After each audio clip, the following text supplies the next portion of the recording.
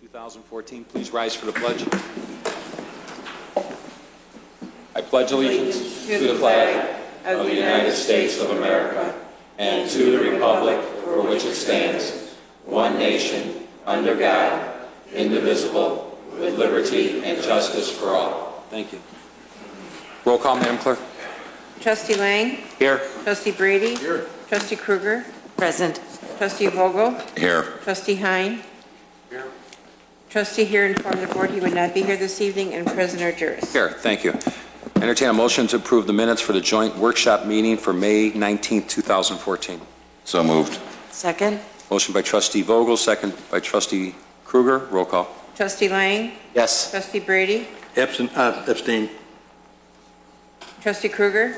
Yes. Trustee Vogel? Yes. Trustee Hein? Yes. President Juris. Yes, thank you. Entertain a motion for the special meeting of May 27, 2014. So move. Second. Motion by Trustee Hines, second by Trustee Vogel. Roll call, please. Trustee Lang? Yes. Trustee Brady? I'm confused. Was that the meeting I was? Yes. Okay. You're abstaining. Yes. No, you're abstaining. You were I'm gone. abstaining this one? Yes. Yes. Abstain.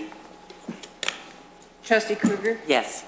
Trustee Vogel? Yes. Trustee Hein? Yes. President Juris. Yes, thank you. Okay. We have a couple of proclamations this evening, Madam Clerk. The first one is Immigrant Heritage Month, June 2014. Generations of immigrants from every corner of the globe have built our country's economy and created the unique character of our nation. Thank you. Immigrants continue to grow businesses, innovate, strengthen our economy, and create American jobs in the village of Wheeling and throughout Illinois. Immigrants have provided the United States with unique social and cultural influence, fundamentally enriching the extraordinary character of our nation. Immigrants not only have been tireless leaders in securing their own rights and access to equal opportunity, but also have campaigned to create a fairer and more just society for all Americans. Despite these countless contributions, the role of immigrants in building and enriching our nation has frequently been overlooked and undervalued throughout our history and into the present day. Dean Argyris, President of the Village of Wheeling, to hereby proclaim June 2014 as Immigrant Heritage Month in the Village of Wheeling, and urge my fellow citizens to join him in recognizing the contributions that immigrants have made and continue to make to the welfare and the vitality of our community, our state, and our nation. Thank you. Independence Day, July 4th, 2014. Since July 4th, 1776, Americans have experienced freedom, power to overcome tyranny, inspire hope in times of trial, and enable the creative gifts of men and women toward the pursuit of a more perfect union. Our nation thrives on the right to liberty for all people of every race, color, and creed, and we have long been and continue to be a beacon of hope for people and nations around the world. While Americans today face daunting challenges, we have proven over and over that no challenge is ever insurmountable, for we need only to draw upon the inspiration and perseverance of those before us, our founding fathers, who declared and fought for our ideals, motivated our ancestors, who immigrated and struggled to build a better future for their children and ours, and created an environment where pioneers and entrepreneurs could blaze trails that continue to expand our horizons. The spirit of our nation is strong. The freedom our forefathers won for us endures, and we still fiercely stand for personal freedom and opportunity and inspire other people throughout the world to do the same. Throughout our 238 years, we continue to produce new generations of Americans who continue to defend our nation and spread freedom and opportunity for all. On the 4th day of July 2014, we will honor and salute the brave men and women of our military and their families, and we will express our gratitude for their courage, dedication to duty, and love of country. All people have value and worth. All people are deserving of respect and dignity, and America continues to evolve and prosper and grow, despite setbacks. Our great nation, which provides an environment that encourages and allows success as defined by the person pursuing it, remains the beacon that others follow, and we shall strive to continue to be worthy of that honor. Dean Argyris, President of the Village of Wheeling, to hereby proclaim Friday, July 4th, 2014 as Independence Day for all in the Village of Wheeling, and urges all citizens and visitors alike to join with him this day as we celebrate our achievements and embrace the opportunities that lie ahead. Thank you. I'd like to entertain a motion for the following reappointments of commissioners. Doris Wagner to Senior Commission, David Kolsak, Chicago Executive Airport Board, Ray Lang, Chicago Executive Airport Board, Dana right? Deneen, I'm sorry. Shannon for the Board of Health, Ellen Simon for the Board of Health, Pam Dorban for the Plan Commission, and Jim Rufato for the Plan Commission. Entertain a motion. So moved. Motion by Trustee Vogel, second by Trustee Kruger. Roll call. Trustee Lang? Yes. Trustee Brady? Yes. Trustee Kruger? Yes. Trustee Vogel? Yes. Trustee Hyde? Yes. President Argyros? Yes. I entertain a motion to appoint Ellen Simon to the Senior Commission. So moved. Second. Motion by Trustee Hines, second by Trustee Vogel. Roll call, please. Trustee Lang? Yes. Trustee Brady? Yes. Trustee Kruger? Yes. Trustee Vogel? Yes. Trustee Hyde? Yes. President Argyros? Yes, thank you. Administration of votes. Doris, are you here? Wagner, why don't you step over to the podium with Elaine? Thank you.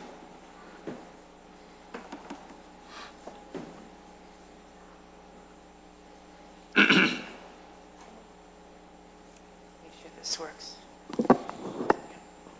Okay, would you raise your right hand and repeat after me? I, Doris Wagner, having been appointed to the Senior Commission Having been appointed to the Senior in Commission the Village of Wheeling, in the Village of Wheeling, in the counties of Cook and Lake, in the counties of Cook and Lake, do solemnly swear do solemnly swear that I will support the Constitution of the United States that I will support the Constitution of the United and the States Constitution of the State of Illinois, and the Constitution of the State of and Illinois, that I will faithfully discharge the duties and that I will faithfully discharge the duties of the Office of Senior Commission of the Office of Senior Commission according to the best of my ability. Hey, now you just sign.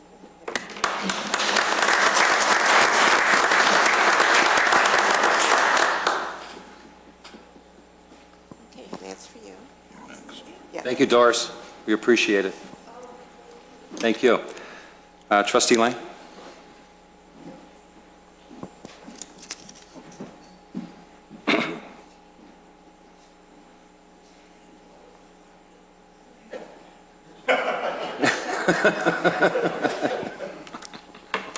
Please raise your right hand and repeat after me.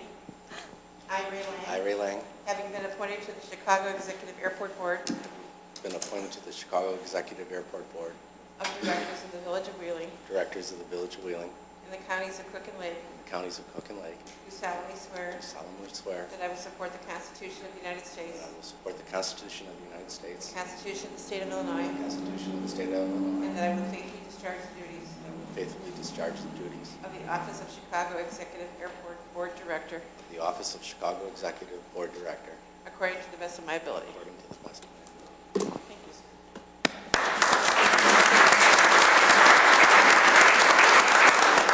Here, oh, this is for you. Thanks, Ray. Deneen?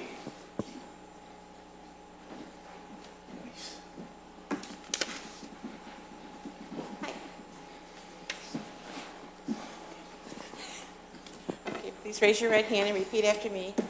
I, Deneen Shannon, having been appointed to the Board of Health to the Board of Health in the Village of Wheeling, in the counties of Cook and Lake, In the counties of Cook and Lake, do solemnly swear do solemnly swear that I will support the Constitution of the United States that I will support the Constitution of the United States and the Constitution of the State of Illinois, and the Constitution of the State of Illinois, and that I will faithfully discharge the duties and faithfully discharge the duties of the Office of Board of Health Commissioner of the Board of Health Commissioners according to the best of my ability. to the best of my ability. Thank you.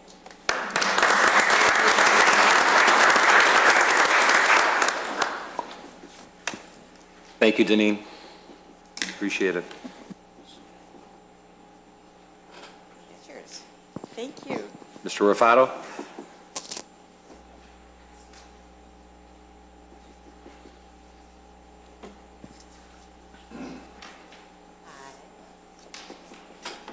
Raise your right hand and repeat after me.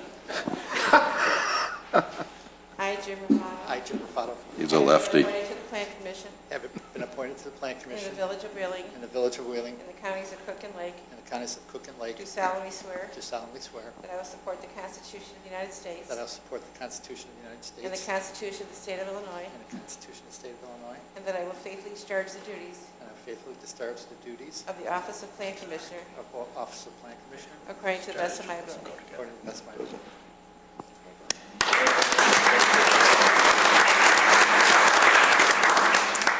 Thanks, Jim. We appreciate it. Ellen Simon, David Kolsek, and Pam Dorban will be sworn in at a later date. They couldn't come this evening. So Clerk Simpson will take care of that before the end of the month, so thank you.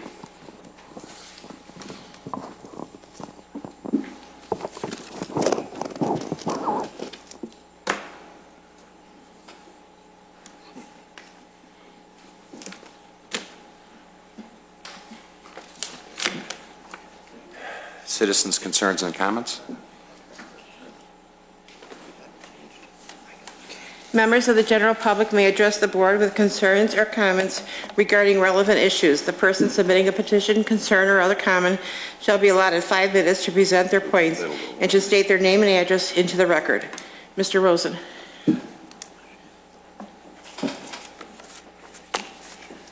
Thank you very much, and good evening. I'm here for something that's very near and dear to my heart regarding an event that's coming up on June 29th, and it's something that's going to be an event, a 5K walk, that's going to help feed many of the hungry in our community through 4 different food pantries located in different churches and 1 synagogue. So what we're going to have is what we call an I Walk, which is a walk that's sponsored by the Northwest Suburban Interfaith.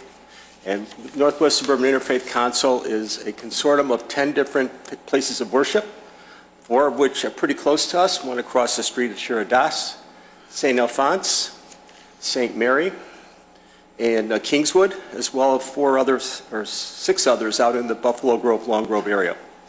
The walk is going to start at the parking lot of the St. Mary's parking lot, and we're going to walk over to Hope Lutheran Church, which is about 2.5 Ks. We're going to have a little fun over there. We have some face painting and maybe some balloons, things for the kid, because it's going to be a family event. And then they'll be able to walk back. There's no admission charge, there's no fee to get in, although we would love to get a $10 donation for anybody that would like to enter and have this walk. So I'm presenting this to you, the board, as well as to anybody who's watching on TV, Wheeling, that this event is the 29th. We hope to have hundreds and hundreds of people here because we have lots of hungry people here. And I think this is really a wonderful event to bring our community, not only of Wheeling, but Buffalo Grove, Prospect Heights, as well as Long Grove in that area, together on what we hope is be a nice family event. So I thank you for letting me make this presentation. Sure. Thank you.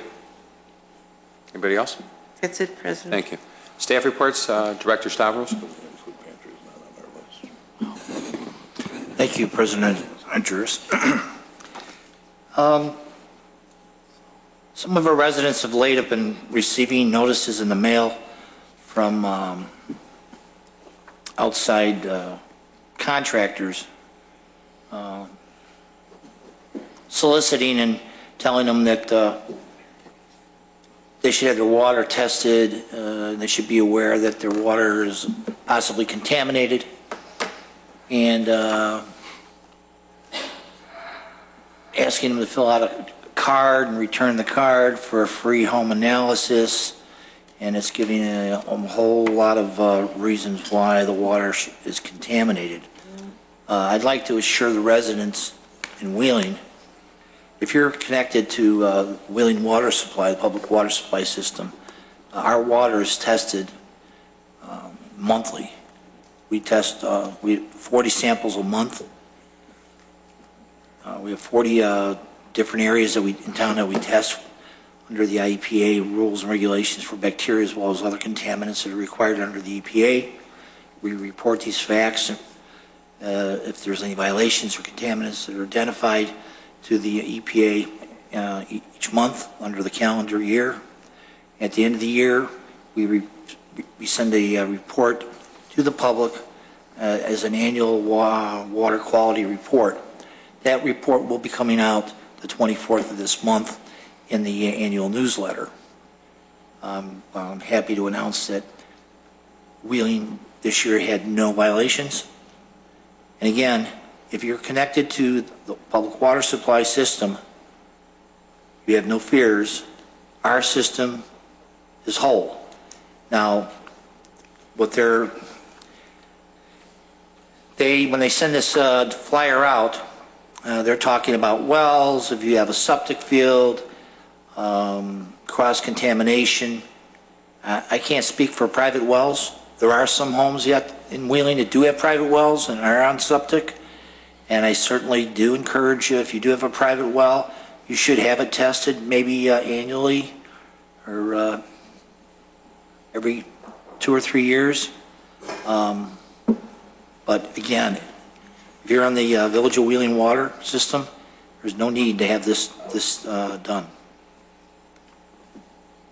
Okay, thank you.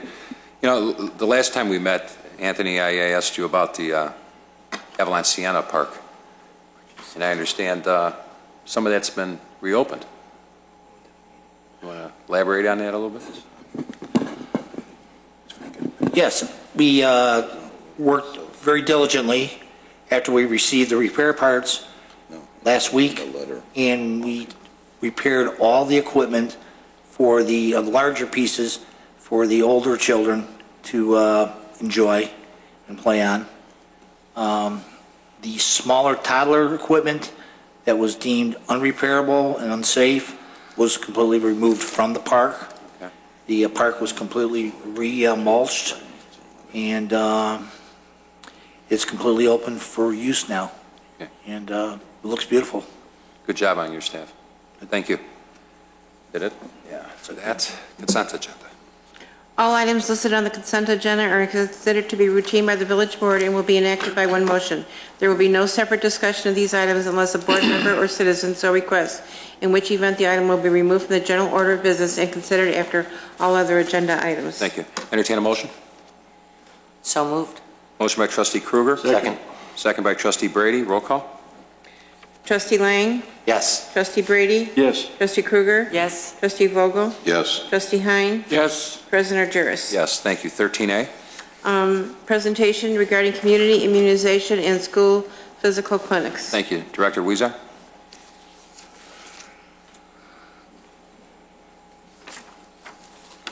Good evening.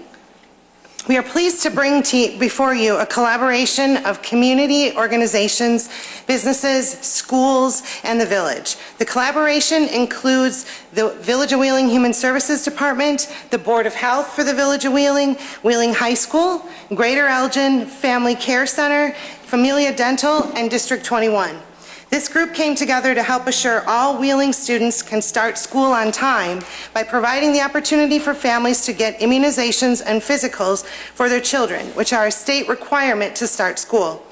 The clinics will provide immunization and physicals provided by the Greater Elgin Family Care Center and dental screenings provided by Familia Dental. The clinics will accept Kid Care, All Kids, Medicaid, or for a $25 charge for the event. Greater Elgin Family Care Center will also have benefits specialists available on site to help families who are currently uninsured to be able to apply for insurance, and there is also financial assistance provided by the Wheeling Rotary Club for families who cannot afford the care and are uninsured. School supplies will also be available for clinic participants, made possible by a donation from Familia Dental. The clinics will be held on June 25th and June 26th and July 8th and 9th at Wheeling High School. All Wheeling families with school-aged children that need immunizations and physicals to begin school are encouraged to register. They can register by calling the Human Services Department at 847-459-2606 for an appointment. With me tonight are Angela Cece, principal of Wheeling High School, and Pat Gunderson, clinical director of Greater Elgin Family Care Center, as well as members of Beverly Slaby of the Health Department and Deneen Shannon from the Board of Health. Thank you. I am so proud that we were able to work together to bring this to Wheeling.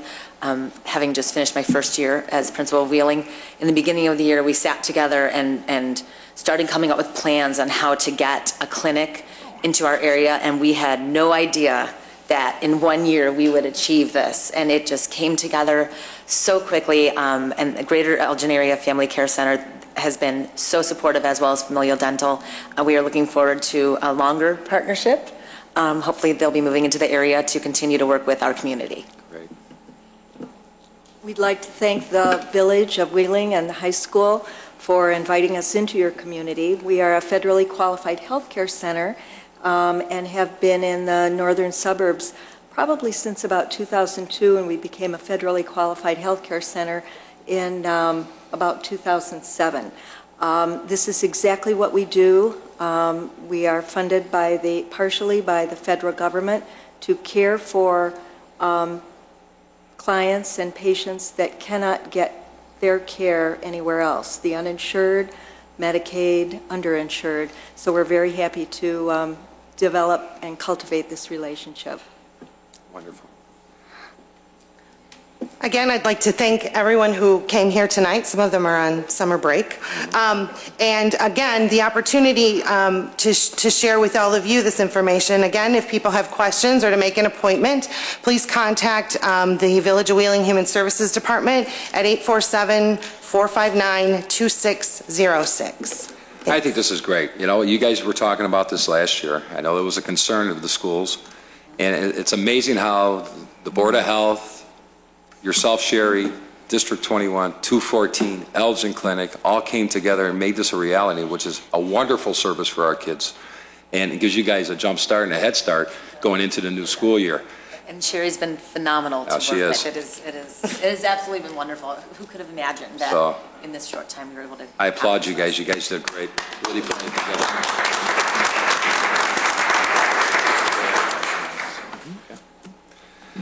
13B. Presentation regarding Wheeling Town Center by Urban 2 and Flicks Brewhouse.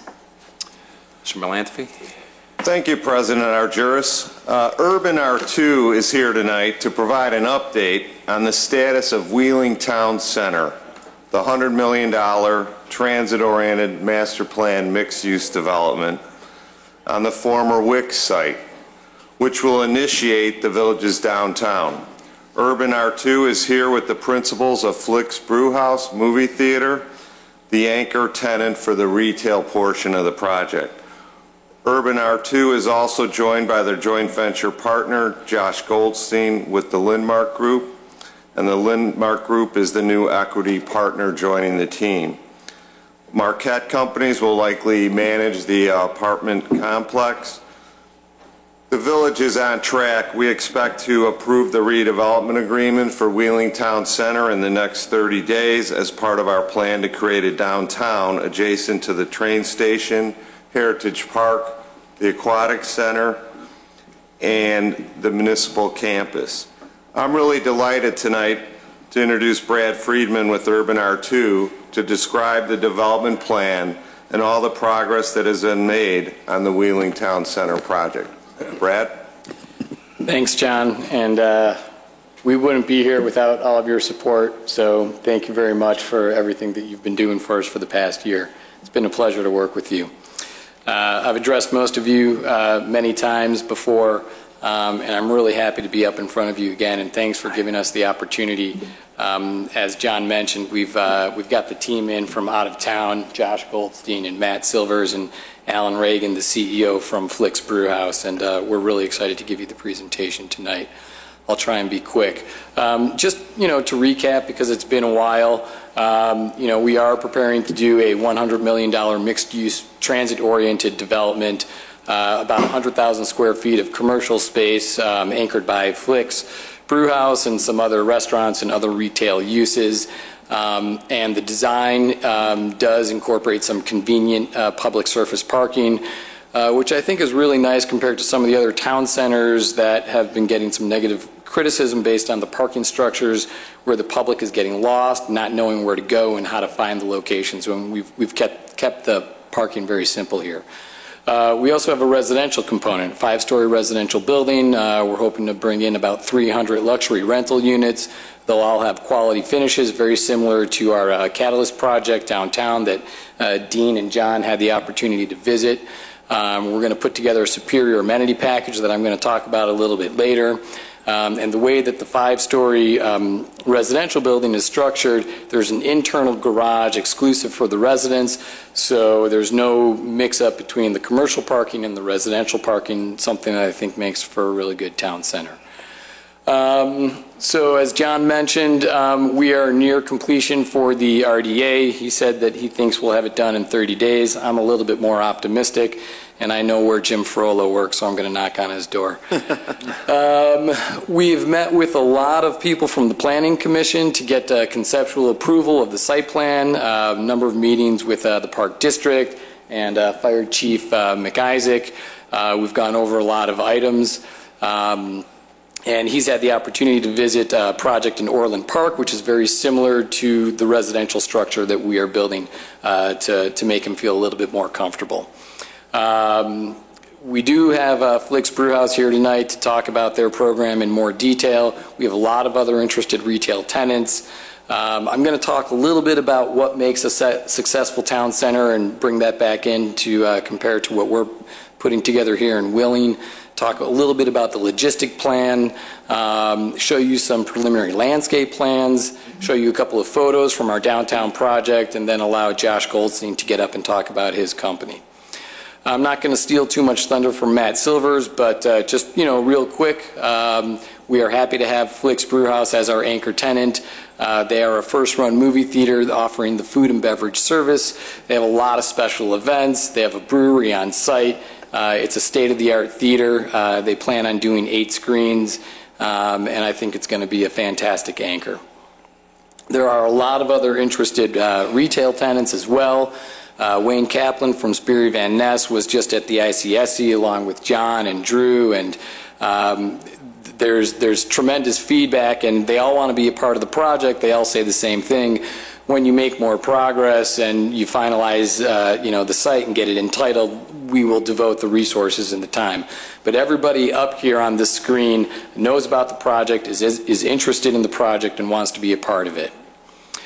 So let's talk about town centers and what makes a successful town centers. And this isn't according to me, this is according to Urban Land Institute, so they're pretty credible. One thing they talk about is creating a central place for the community, open space that takes on a public realm and taking on a life of its own. I showed you a picture here of Solaris in Vail, Colorado, and we plan to emulate this and try and capture the same type of style and energy that this project brings. Here's a project in Easton Town Center, Columbus, Ohio, that John Malanaphy actually worked on. And it's a good example of how you want to integrate multiple uses in a pedestrian-friendly environment, and we feel that we are doing a really good job with that. We got the residential component, we got the entertainment, the other retail uses. There's going to be good synergy, and we're going to take advantage of the Village Green, and we're going to make sure that there's good programming so that we can use that space for hosting art fairs, street festivals, farmers market, and we will work with the Park District and the Village to ensure that is made available. They also say that you need to connect to the community. This one's pretty easy for us because the location is ideally situated.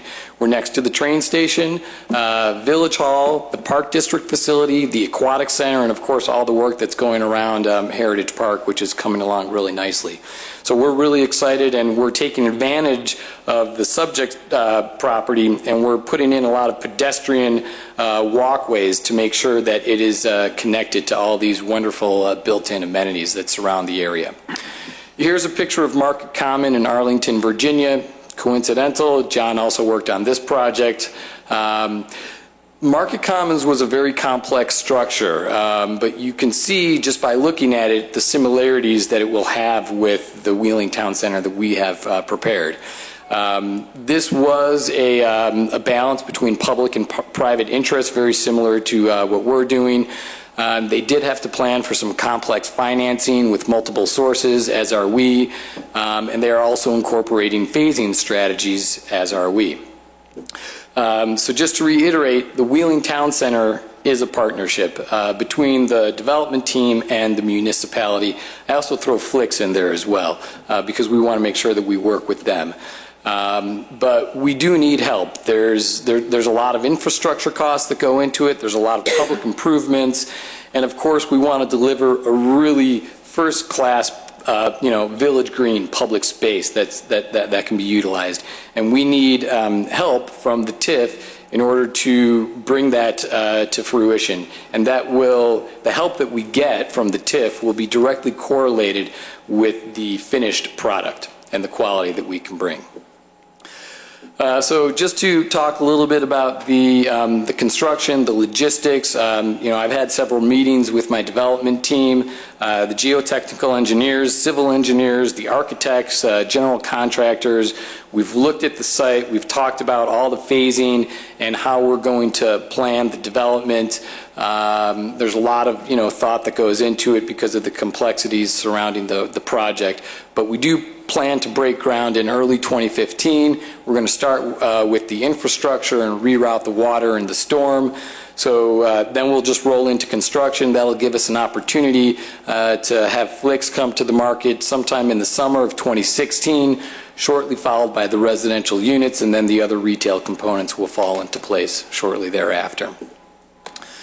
This is a preliminary landscape plan for the Village Green. I just wanted to show a couple of pictures and talk about what we plan on incorporating because it's a really important component to the project.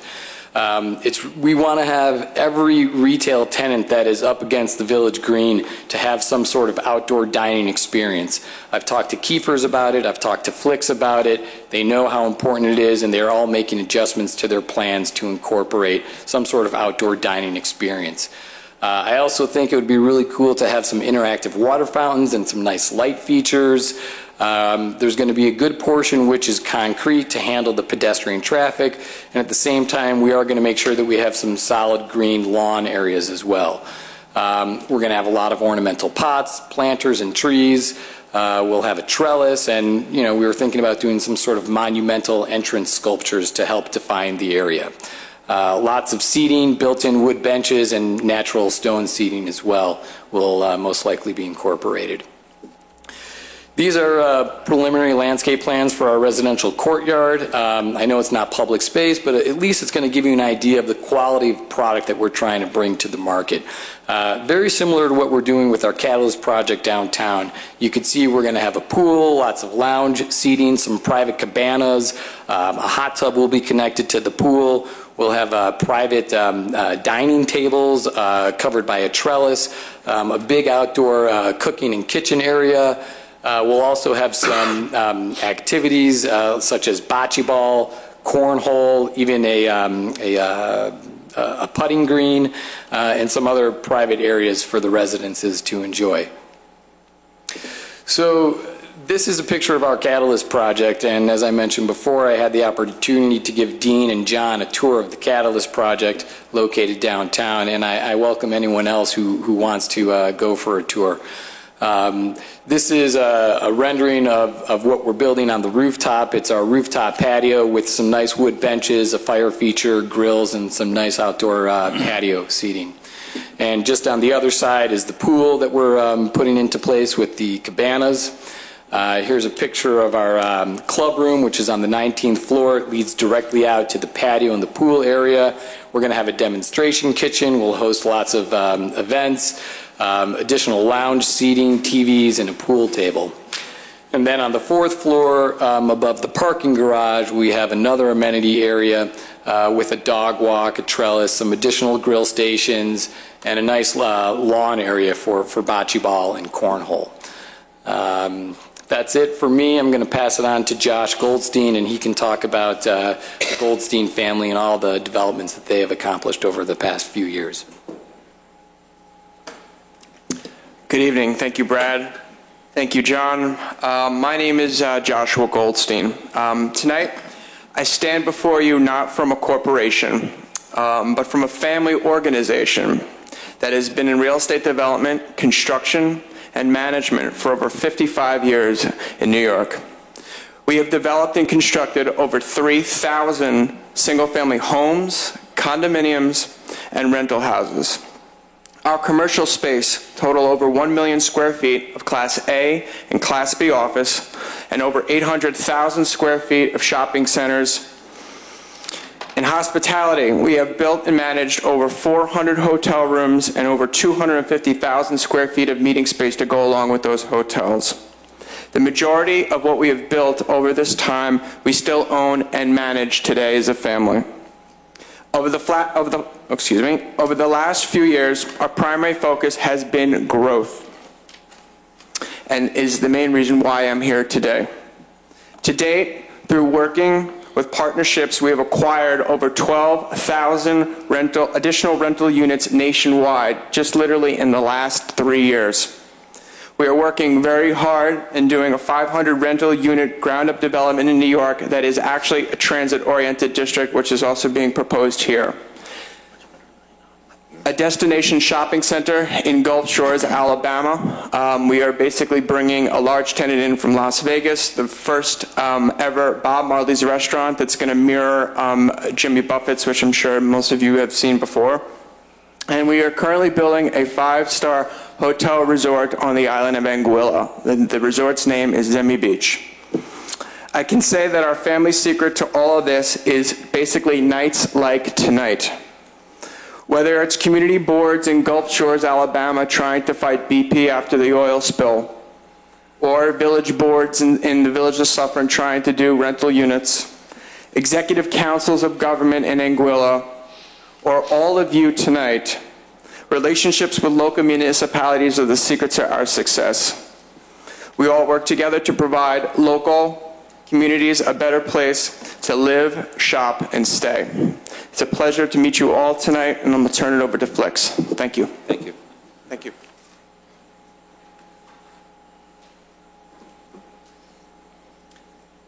Good evening. It's great to be before you tonight. This is our CEO, Alan Reagan, and I'm Matt Silvers, and I'm going to make sure that my presentation queues up here. Just 1 second, please. There it goes. Well, at least it's on down here.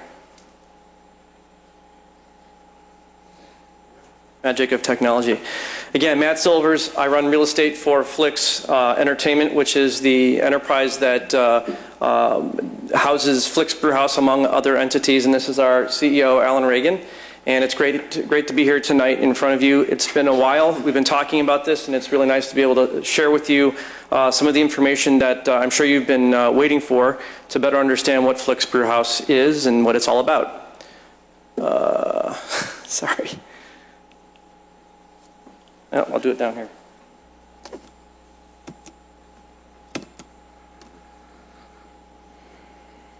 All right, again. There we go.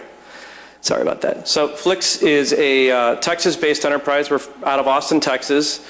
It seems like many of these cinema eatery concepts that are expanding across the United States today hail from Texas. Texas has more cinema eateries than all of the other states of the Union combined.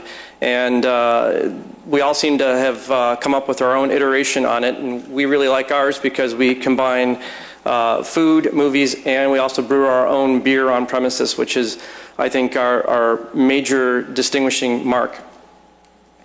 We have a really deep bench. We are comprised of a lot of hospitality entertainment professionals that have been around a very long time and have really honed our skills in the industry and are gearing up to expand this concept across the country, and we're very well backed as well. Instead of me prattling on, I'm going to actually play a video which I think summarizes what we're all about better than I can do it. And hopefully Sam in the control room will cue it up for us.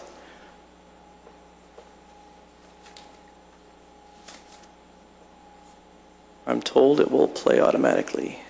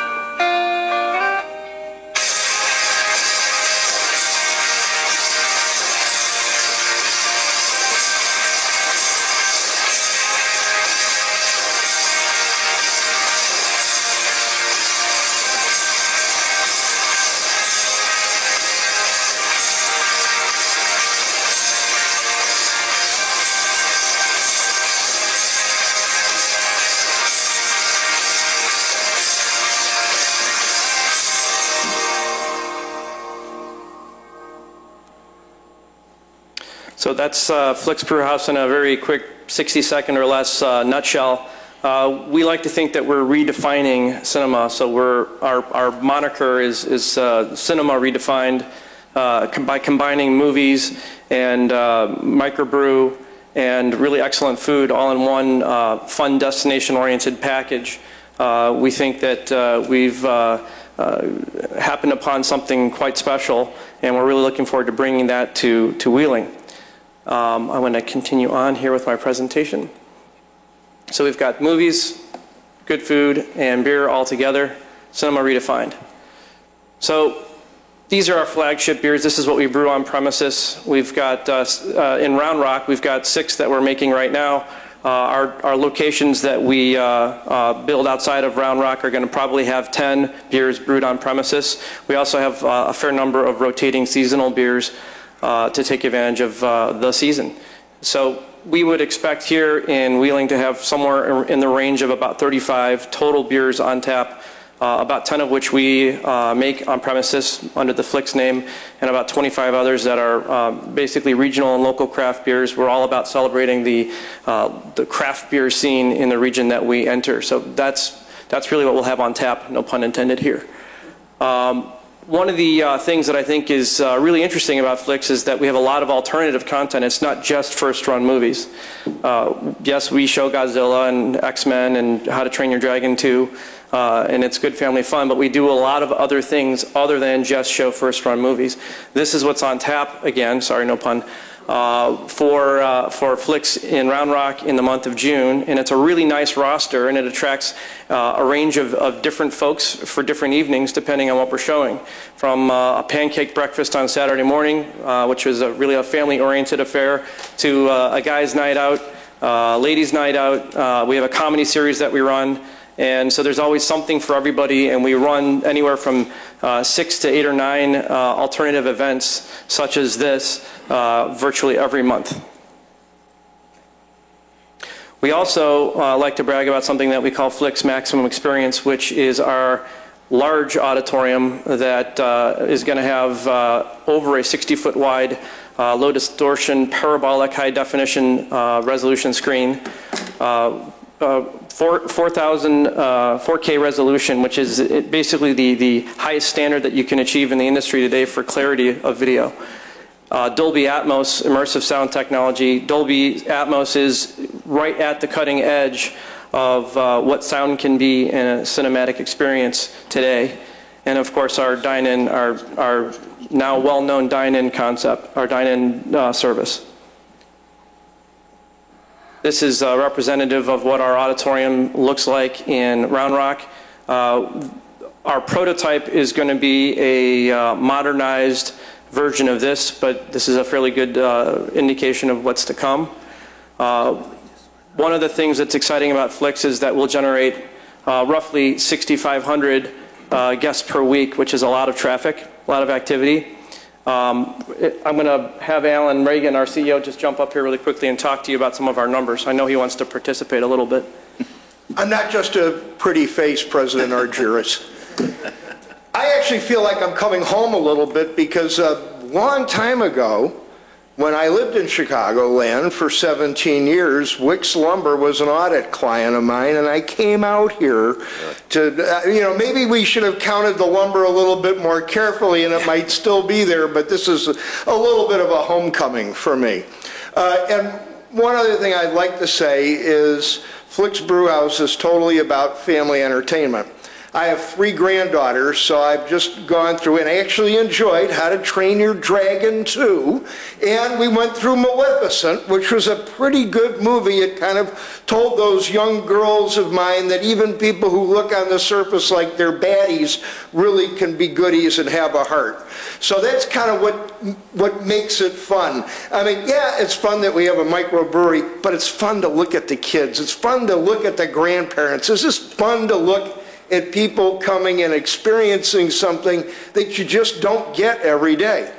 We work really hard to provide good service in the auditorium. So you do dine in the auditorium. We come and take your order and bring you the food. You watch the movies, and we have a very entertaining pre-show so that we try to encourage people to get there early so that we can take care of them, entertain them, and get most of the food service at least in front of their tables before the main feature starts. Now, one of the reasons why village boards might be interested in an operation like Flicks Brewhouse compared to other movie theaters is we're a pretty good sales tax generator. I don't know whether y'all need tax revenues to keep Wheeling going. I haven't met a village that hasn't yet.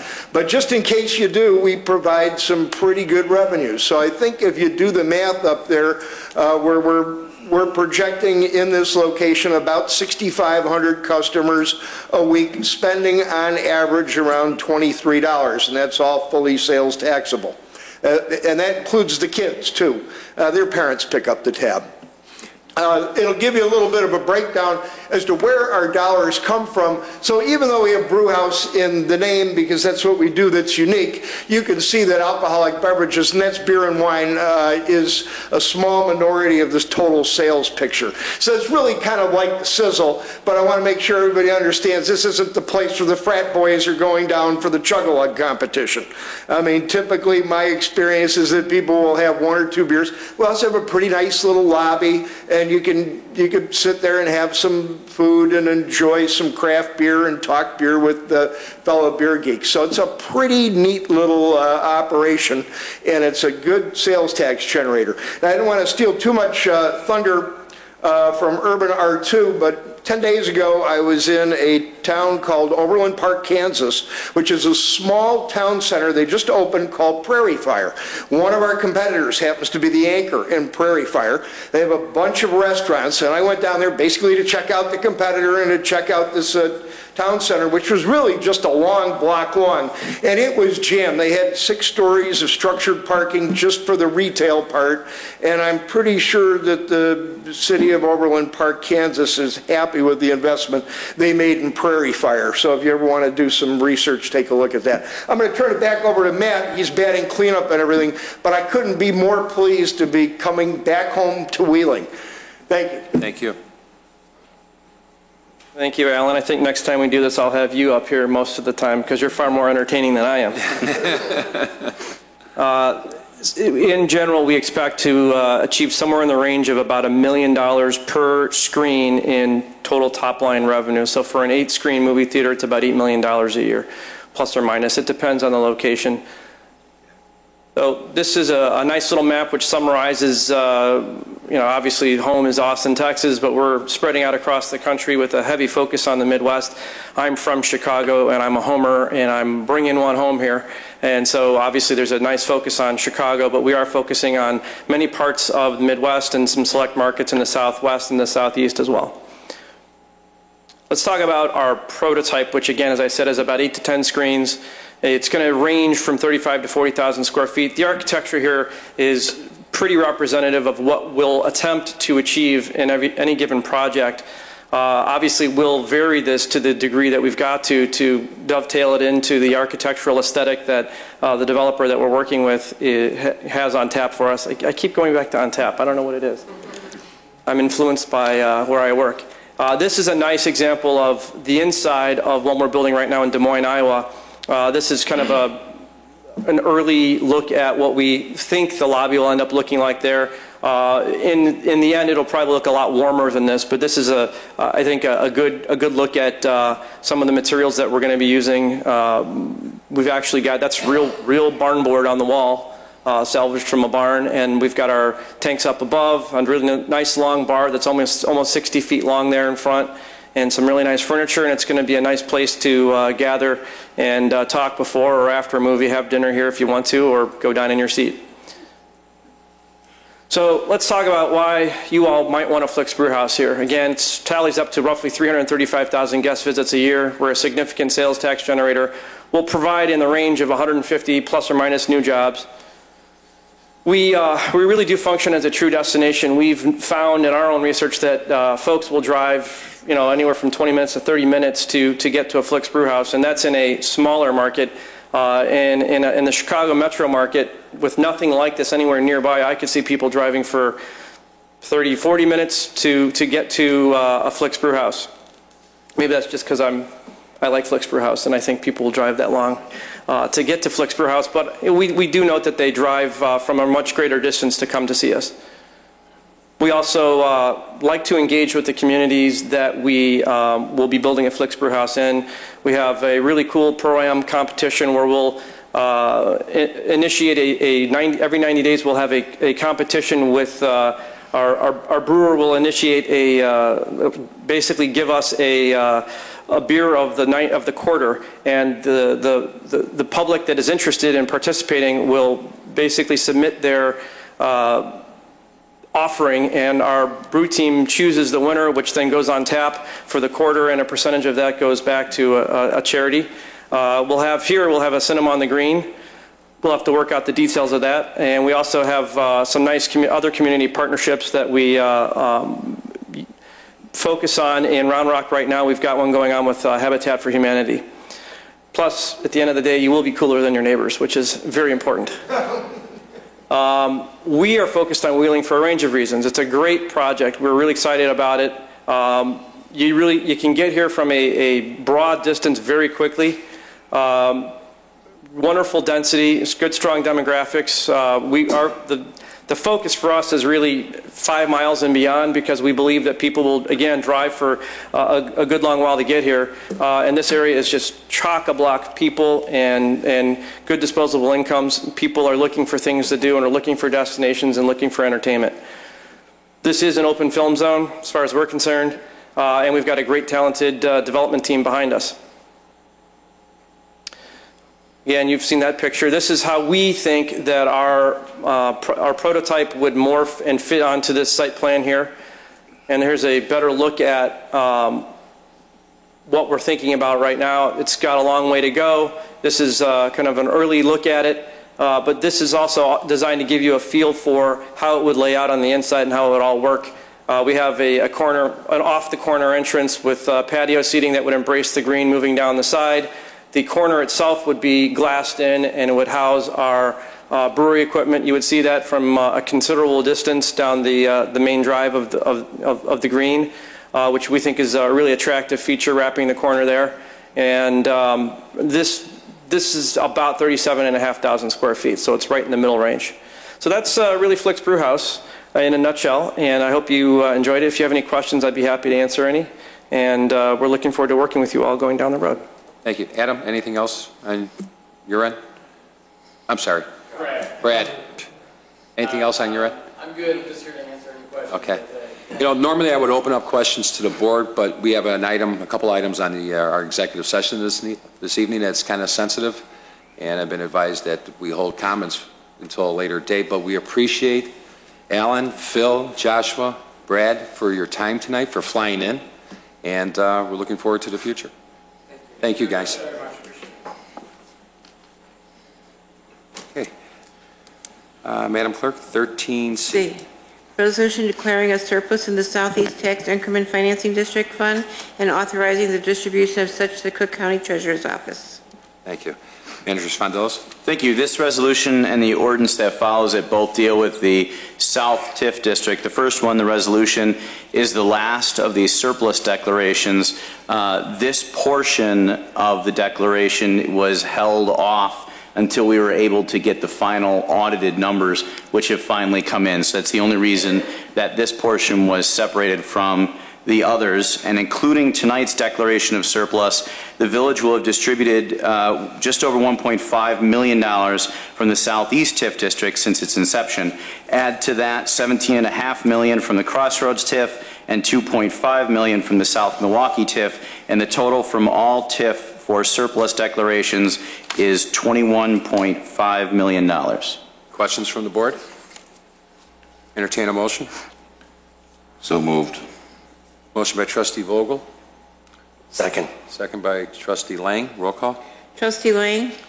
Yes. Trustee Brady? Yes. Trustee Kruger? Yes. Trustee Vogel? Yes.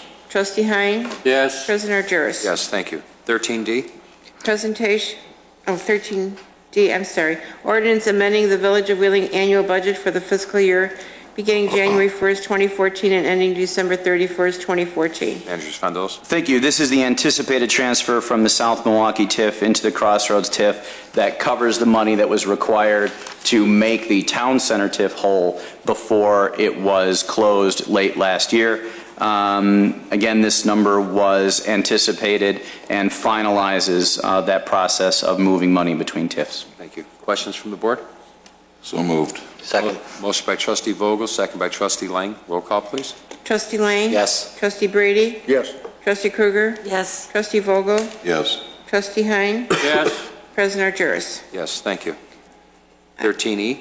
Ordinance amending Title 9, Chapter 9.20, Section 9.20.101, compliance ticket settlement of claim of the Village Code to include use of cell phone while operating a motor vehicle to the list of compliance warning ticket violations. Thank you. Village Attorney Ferrillo.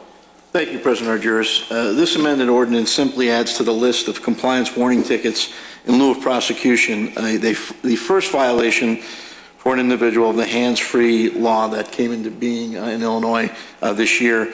This compliance warning ticket carries with it a $30 to a $50 fine in lieu of court prosecution. Police Department recommends this change. Cool. Thank you. Trustee Krueger, you got a question?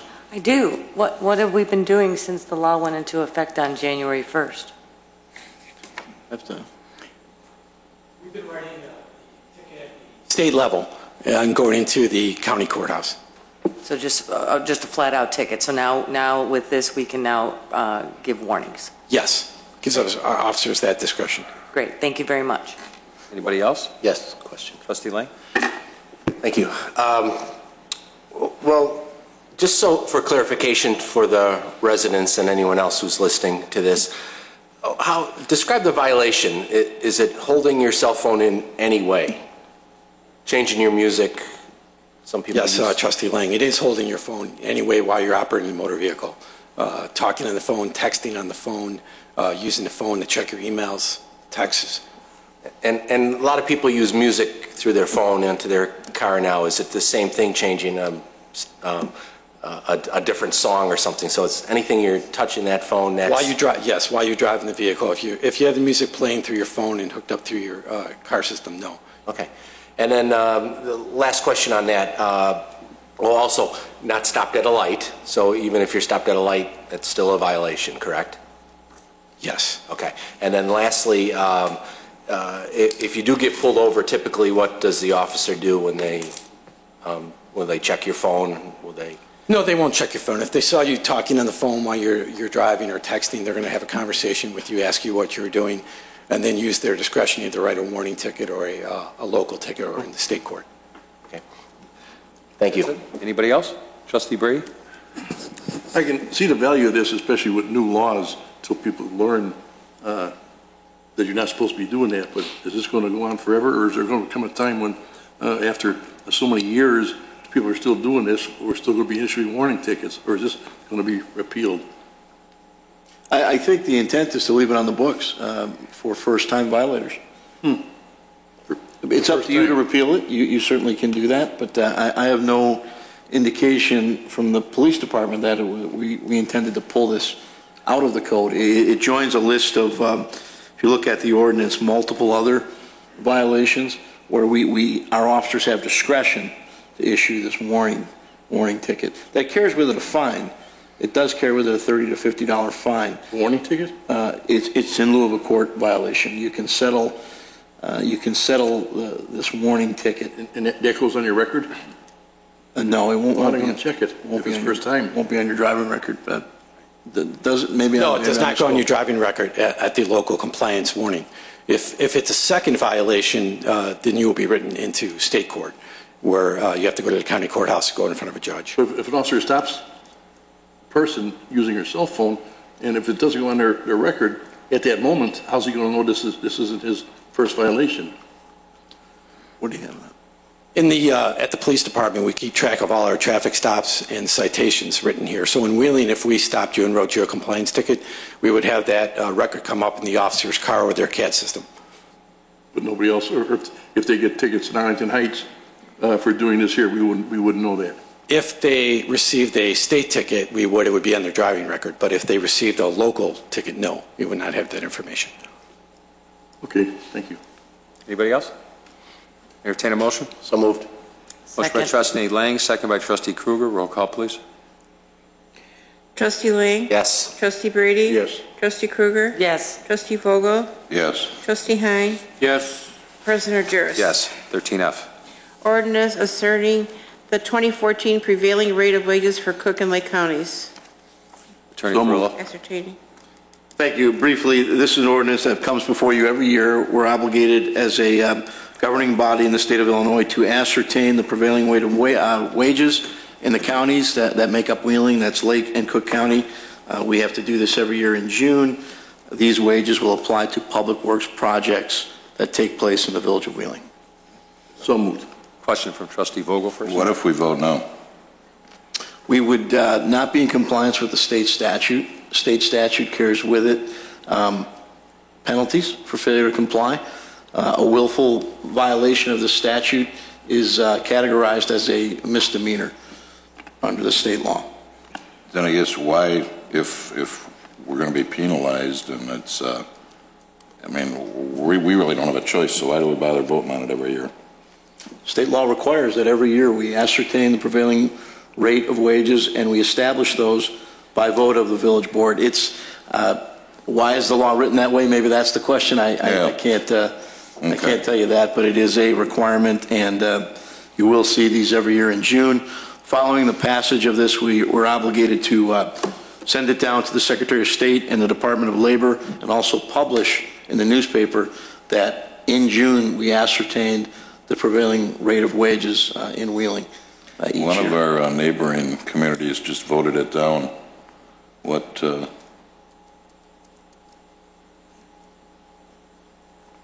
penalties? I mean, what are they going to do? Are we going to lose state funding, county funding? It's certainly a risk. You know, the penalties in terms of being a misdemeanor. I don't know if you lose funding, but I'm quoting you the statute. Will the state go after that particular community? I can't answer that question. Okay. But if I may add to that particular community, I spoke with them, and they just decided to take a risk and do it, saying, come after me. The point, though, I think is bigger than that. Obviously, they're making a gesture which is potentially dangerous, but I think all of this leads back to what is Springfield doing to combat some of this, recognizing the impact that this kind of legislation would have on local governments. And I can tell you that we have continued to support any legislation that would limit the reach of a prevailing wage requirement into any of our projects. So while we're kind of required at this point to support this, we continue to fight it where it counts downstate. Okay. Yeah, it's just, to me, it's asinine that we're approving something that if we don't approve, you know, we're penalized for. It's like politics as usual downtown. All right, thank you. Correct. Motion by trustee Brady. Oh, sorry, trustee Kruger. Just a quick question. Perhaps Manager Spondilis, do we know if there were any increases in the prevailing wage base figures from last year to this year? I don't know the number offhand. I believe there was, but I don't have that number in front of me. there are multiple categories of wages for different types of labor services. Sure. So we can easily compare last year's ordinance to this year to get you that information. I don't have that present, but there are probably 50 different categories of wages on the ordinance. Yes, I'd like to see that. Certainly. Thank you. We'll get that. Motion by trustee Brady. Second by? Second. Trustee Lang, roll call. Trustee Lang? Yes. Trustee Brady? Yes. Trustee Kruger? Yes. Trustee Vogel? Yes. Trustee Hein? No. President Argyris? Yes. 13G. 13G, resolution approving a 3-year contract with Alpha Paintswork Incorporated for fire hydrant sandblasting and painting services. Okay. Director Stavros, want to add anything to this?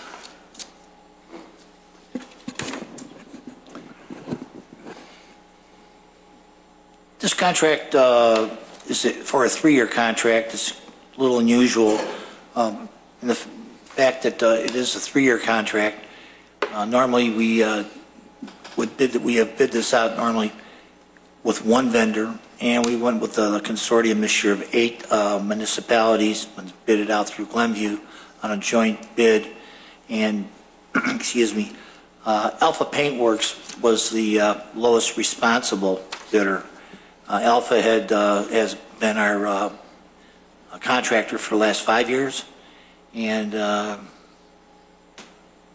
the number that they came in with under this joint bid was considerably lower than what we've been paying the last few years. So we've, if you notice, the this year's contract is $14,000. 2015 it'll be 15, and in 16 it'll be 16,000.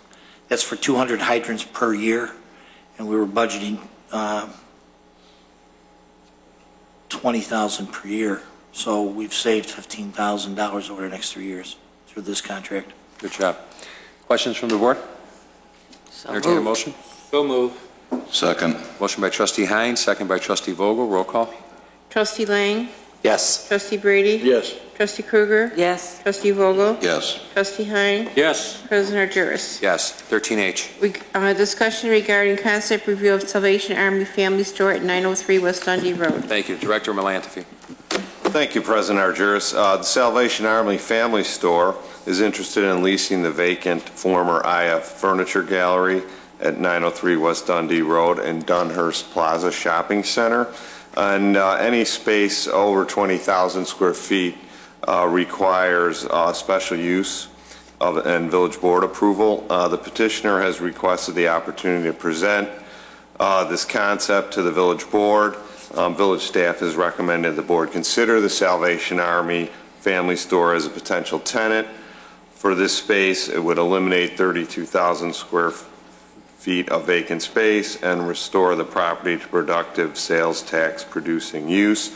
I'd like to introduce Kevin Marston with Quantum Consulting Group, along with John Aaron with the Salvation Army. Thank you, Kevin. Good evening, fellows. Good evening. Thank you, everyone, and I'd like to thank Mr. John Melanify for adding us as a late addition to the meeting tonight. I think most people are familiar with the Salvation Army, at least on some level. We certainly want to be where we're welcome. We are excited about this opportunity. We're excited about Wheeling in particular for a number of reasons. I'll let Major John Aaron discuss in some detail who he is and a little bit about what he does, give a little bit of background on the project. As this was a late addition, we do not have a detailed presentation. We do not intend any major construction or reconstruction of the store, just some updates and a lot of aesthetic upkeep. I think it's been vacant for several years, I'm not sure, 7 years. Obviously the parking lot needs work, and there are a lot of things that we would incorporate into our lease to make sure it's a pristine presentation aesthetically. Again, as a lot of people are familiar with Salvation Army, not a lot of you are probably likely familiar with Major John Aaron and what he does a little bit differently than some of the other stores in other areas. As one example, John runs the largest, most profitable store in the nation, I believe, in Lincoln Park. It's a brand new store and does, I think, just over, what?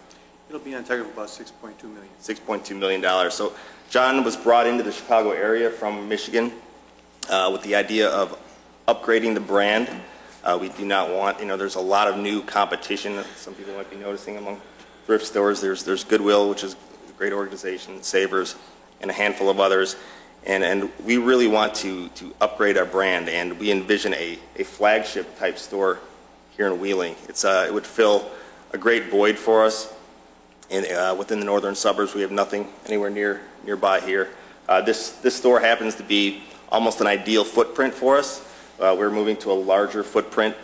We want to have an enhanced offering, a more organized offering of product, both donated and new goods. So it's going to be a healthy mix of both. And we'd be very excited for this opportunity and a chance to kind of showcase the new, what John's calling the new image of thrift, which you could actually go to YouTube, I believe, and there's video on what he's done to kind of upgrade the brand. And the stores are beautiful, they're pristine, the people are top-notch. We would be hiring locally as many people as we can, the best and the brightest, and give them kind of a new level of training. And we really want to put our best foot forward here in this community. I'll let John speak in some detail. Thanks again, John. It's a pleasure to be in front of you and to represent the Salvation Army, which I dearly love. I'm a fourth-generation Salvationist, and I told the person in charge of Chicagoland about 5 years ago, if you ever brought me to Chicago, you'd have to invent a new drug to get me out of bed. I couldn't look at your stores. So he rewarded that remark by bringing me here. And I've had some very animated encounters with some of the aldermen in Chicago as we've talked about upgrading the branding. And not all of them have been very smooth or complimentary, but we're pressing forward. And as Kevin says, we have made a magnificent impact in not only the presentation, but the culture of the Salvation Army in the Lincoln Park area. We're over 2,600 people drove in last week to donate to our store.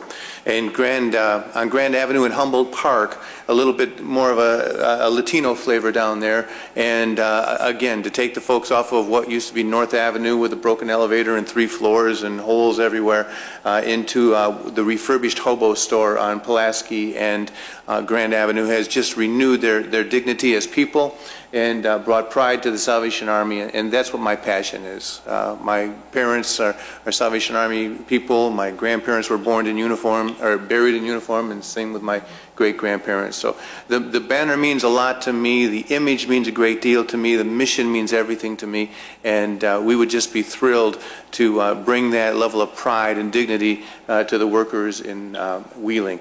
We would be talking approximately 35 employee positions, opportunities. Approximately 20 to 25 of those would be full-time with benefits, and that's a big deal right now. A very expensive health benefit package for us, but it's the cost of doing business, it's the cost of adding dignity and health to your workers, and I'm certainly willing to invest that. Off the top, sales tax on the $2.5 million that I would estimate conservatively in this location would estimate probably about $135,000 to $150,000.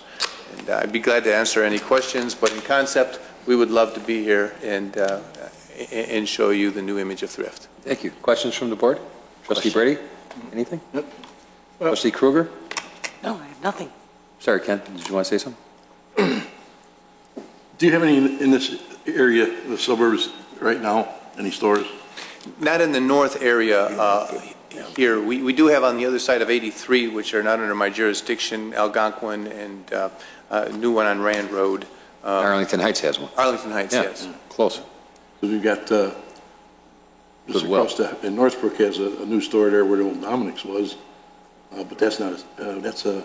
Goodwill. Goodwill. And then Savers is by Portillo's. There's another Goodwill on Rand Road, so those are nice stores too. Okay, thank you. Okay. Trustee Hein? No questions, thank you. Trustee Vogel? Nothing, thank you. Trustee Lang? Thank you. So how close will we get a store that looks like the Lincoln Park store, based on the facade that you're working with now and the footprint that you have? As we move into the details, of course, we would bring that back for your approval.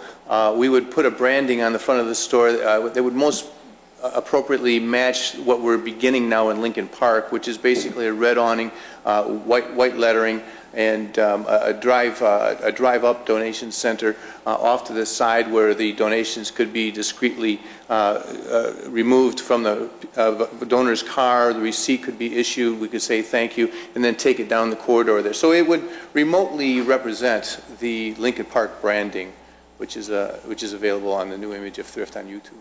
Okay. Yeah, if we get something close to this type store that I have pictured at least, and on a new parking lot which is desperately needed, I mean, that could go a long way in that shopping center. Now, as a village, we've been very good about having those drop-off centers removed, the ones that come overnight and get dropped off. I know they're not yours, but we've been really good. Our staff has been great about getting those removed right away because we know those aren't really sanctioned and they serve no good. I support that entirely for a number of reasons, selfish reasons. Good. Thank you. Thank you. And I do as well. I think you talked about voids. There's been a 7-year void in that area there, and it's desperately needed for something. I know the Arlington Heights store is very busy. You took an empty store there as well and helped that shopping center kind of bring the little energy back there, and it's been working well. But I'm going to get just a consensus from the board that we like the concept and to move forward to the next step and do what you have to do with the landlord and with our staff. So Trustee Brady, yes or no? Yes, absolutely. Trustee Kruger? Yes. Trustee Hein? Yes. Trustee Vogel? Definitely. Trustee Lang? Yes. And myself. We wish you guys luck. Major, Kevin, thank you for coming by. Thank you very much. Thank you. For your time. Okay. Before I go to official communication, just a quick note. The U.S. soccer team won 2-1 against Ghana. Whoa. Just got a text from my son who's probably losing his mind right now. And just a quick note that congratulations are in order to now Deputy Chief Todd Wolf, who got promoted to the position of Deputy Chief, and we wish you well as a board, and anytime you want to come here, you're more than welcome to come, and looking forward to working with you in the future. So congratulations to you.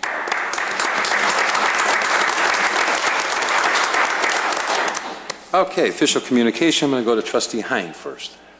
Nothing this evening, thank you. Thank you. Trustee Kruger? Yes, thank you. President Argyris, I'd like to echo your comments earlier regarding the Avalon Sienna Park. Just a few weeks ago, I went on a ride-along with Director Stavros and Superintendent Wolfgram, and that was one of the spots that they showed me, and it was in complete disrepair. After I found out that you guys upgraded it, I took my dog for a walk over there, and I just want to tell you personally, nice job. Let Lori and her team know that they did a great job. And the only other thing that I would like to do this evening is congratulate Director Stavros on his 44th anniversary with the Village of Wheeling. Happy anniversary today, Tony. Wow.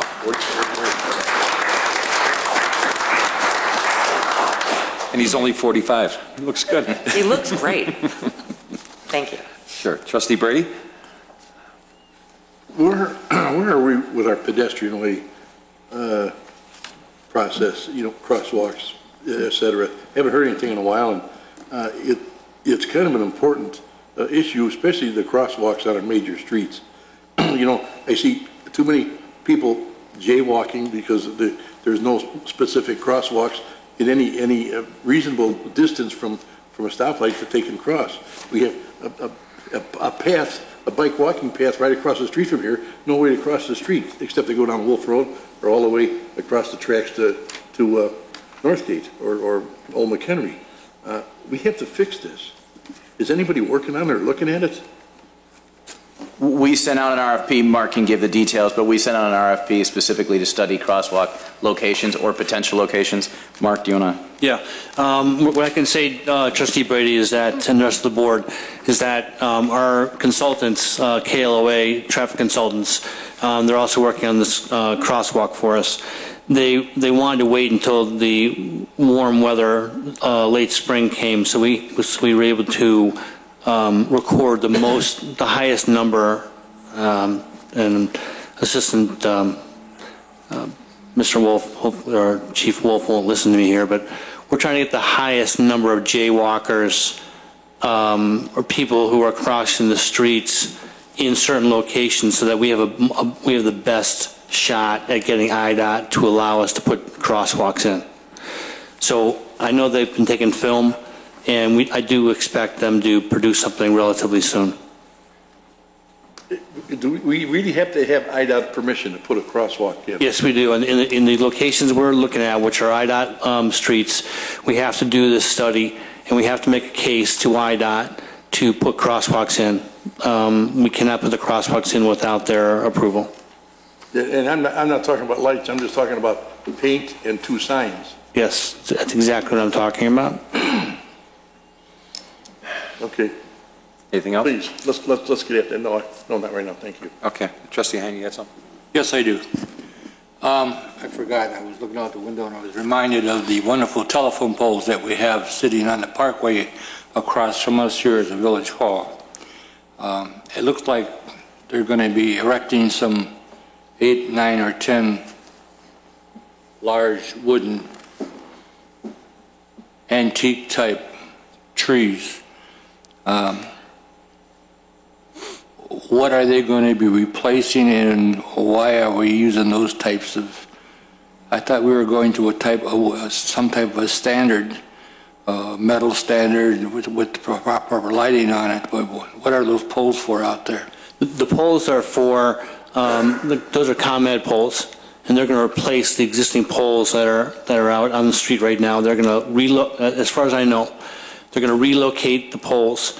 Our most recent water main project and sidewalk project across the street, we had to relocate our water main and some of our sidewalk to reflect where these new poles are going to be located.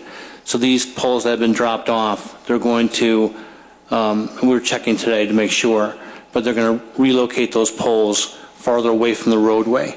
And those poles are to relocate all the stuff that's on those ComEd poles currently. They're not for lights. The lights would come in after that. The lights are a separate project. This project here is a ComEd project. We're not paying anything for this project. But after this project, we have a separate project for street lights, and that's where the standards are that we'd be paying for. They're in the vicinity of where we're spending $1.5 million to put a directional light in here and everything.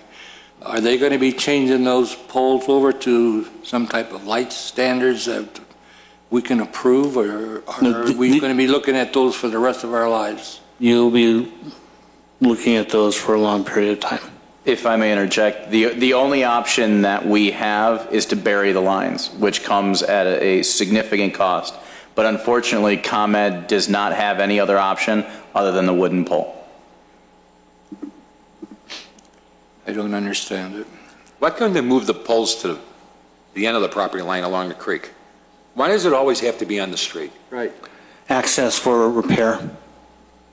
Well, how do they get access to repair behind people's homes or behind apartment buildings? Why does it have to be on Dundee Road? Does anybody? I believe in this particular case, there's so much on these poles. There's more than just electrical on these poles. There's also cable, telephone, and then the electrical. And they locate them near the roadways so they can get access to them. And this is the only straight line.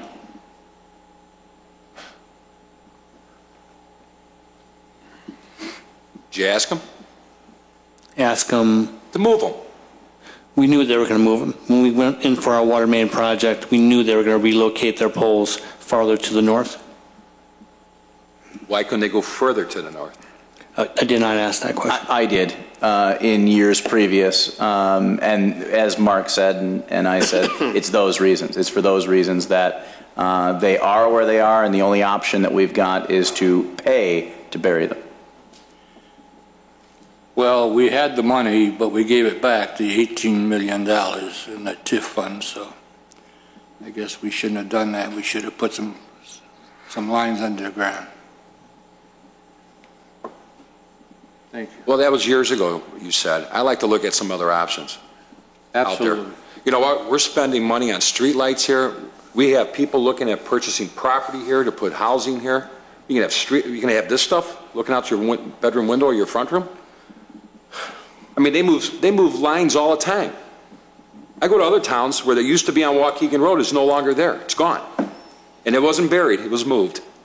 Palatine moved. I mean, everywhere you go, they move things. Dundee Road, we can't. We just add to it.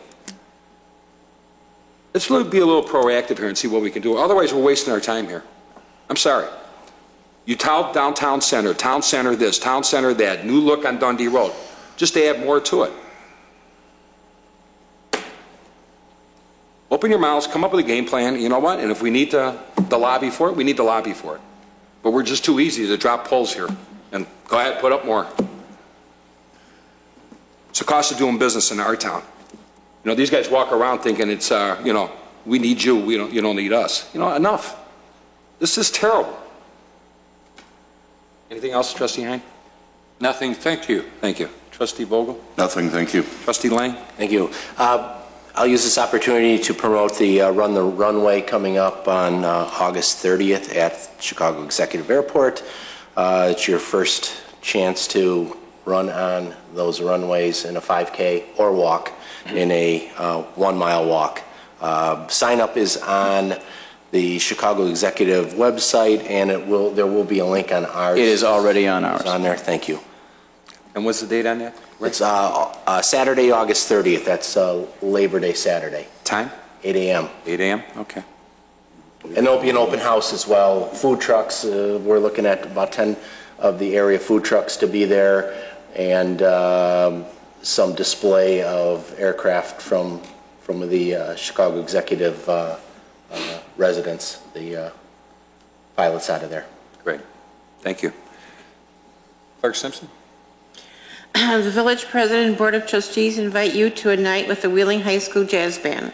It's Friday, June 27th at 7:30 at the St. Joseph the Workers Social Hall, 181 West Dundee Road. Wheeling High School Jazz Band has won numerous state and national awards, performed at the 2013 Midwest Clinic, taken first place in class at jazz in the medals 208-14. They need your help. Due to numerous financial challenges, a tour of Europe is a difficult trip to fund. Please help us support these hardworking and deserving young musicians at this fundraiser. You can make donations payable to the Wheeling Instrumental League in care of Mr. Brian Logan at the Wheeling High School, 900 South Elmhurst Road, Wheeling, Illinois. Please help these students share their musical excellence with the world. Or you can visit www.raz00.com/story/jazz-band-1 in Europe to make a donation. Or you can show up at Friday, June 27th at 7:30 at the St. Joseph the Workers Social Hall. That's it? Thank you. Should be a nice event. Just save the date on July 3rd, an evening under the stars, our second annual July 3rd, 4th of July fireworks, which will start around 5:30 to 6:30. We'll have entertainment. DJ Alberto Toro will be the DJ from 6:45 to 7:45. The Midnight Band, which is the Reinhardt family there, from 8:15 to 10:30. Seventh Heaven, which will take a break around 9:15 for the fireworks. This is a nice event just west here of Village Hall, where the old WIC site is. Bring the family, lawn chairs, a picnic dinner, your friends, and we'll say a prayer that no rain. Another thing here, it's come to my attention, and maybe staff can look into. You know, as we get close to the completion of this Levy 37 and the Heritage Park program, there has been numerous complaints from the residents that I've received just over the weekend regarding concerns regarding fencing, trees along their property lines, lights being on all night long, and that what the stadium is. Please contact either the park district or the contractor or somebody, and maybe we need to walk that fence line along Jeffrey Lane there so these folks aren't stuck fixing fences, and the berming there seems to be flooding backyards on a couple instances there. The one by the entrance over there, 184, I got complaints about today. And we need to do something there before these guys skip town and then our folks are stuck flipping the bill on making repairs regarding the construction over there at Heritage Park. So if you can get back with us with some kind of game plan, I would appreciate it. And again, the lighting over the weekend, I think Trustee Brady can testify to that, was on all night. I mean, people live there. Got to turn the lights off when the ball games are done. So if we can look into that, I would appreciate it. Also, Manager Sfondilis, I know we have, and Attorney Ferrillo, we have a crime-free multi-housing ordinance that's been in effect since 2000. I like to workshop that. I see other communities, especially like Elk Grove, seem to be putting more teeth into these things where the landlords are being held responsible to the tenants that they are renting to. I think this has been a problem with our police department in the past. I like to have something where the landlords are responsible. If they're renting, that means they're having a business there. They're renting, okay? And they need to be responsible for the folks that they're renting to. So if anything that we can do to help our police department and to secure our neighborhoods, because there are some good tenants out there, but there are some that just want the rent. I like a workshop on that as soon as we can. This is the season, the summer season, where things get a little crazy in some areas there, and I think we need to make landlords accountable. Also, lastly, let's see, I got that, boom, that. We already talked about Todd. Mr. Stavros, again, happy 44 years. And Manager Spondilis, anything with you? None, Tad, thank you. Okay. The approval of the bills from May 29, 2014 through June 11, 2014. Entertain a motion. So moved. Motion by Trustee Lang. Second by Trustee Kruger. Roll call. Trustee Lang? Yes. Trustee Brady? Yes. Trustee Kruger? Yes. Trustee Vogel? Yes. Trustee Hein? Yes. President Argyris? Yes, thank you. We do have executive session this evening for pending, probable, and/or imminent litigation, the setting of a price for sale or lease of property owned by the public body, South Milwaukee Avenue parcels, the selection of a person to fill a village office, or the discipline, performance, or removal of the occupant of a village office. Entertain a motion. So moved. Motion by Trustee Brady. Second. Second by Trustee Hein. Roll call. Trustee Lang? Yes. Trustee Brady? Yes. Trustee Kruger? Yes. Trustee Vogel? Yes. Trustee Hein? Yes. President Argyris? Yes, we'll reconvene into executive session at 8:15. Good night, everyone. Thank you.